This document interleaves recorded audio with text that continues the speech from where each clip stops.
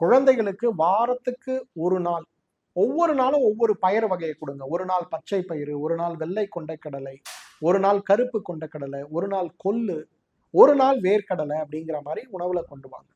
பச்சை வேர்க்கடலையை வேக வைத்து கொடுக்கக்கூடிய வேக வைத்த வேர்க்கடலையை நம்ம சாப்பிடும்போது ஆரோக்கியம் மிகப்பெரிய அளவில் மேம்படுவது மட்டுமல்ல, நிறைய மாற்றங்களோடு ஆரோக்கியத்தை நாம் மீட்டெடுக்கவும் முடியும்.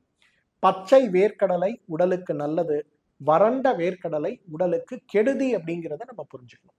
வேர்க்கடலை ஒரு நாளைக்கு எவ்வளவு நம்ம சாப்பிடலாம்னா, நம்ம 1 கிலோ எடைக்கு 2 கிராம் சாப்பிடலாம்.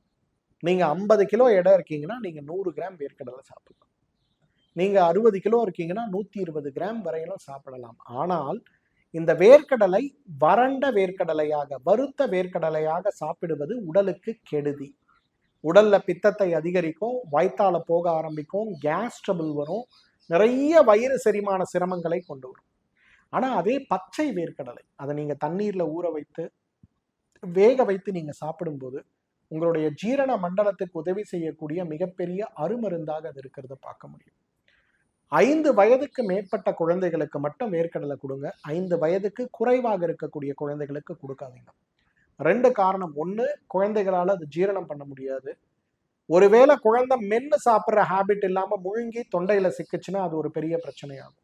அதனால 5 வயதுக்கு மேலே இருக்கக்கூடிய குழந்தைகளுக்கு ஒவ்வொரு பருப்பாக வாயில் இட்டு எப்படி மென்று சாப்பிடணும் அப்படிங்கிற பழக்கத்தை கொடுத்து நம்ம கொடுக்கலாம்.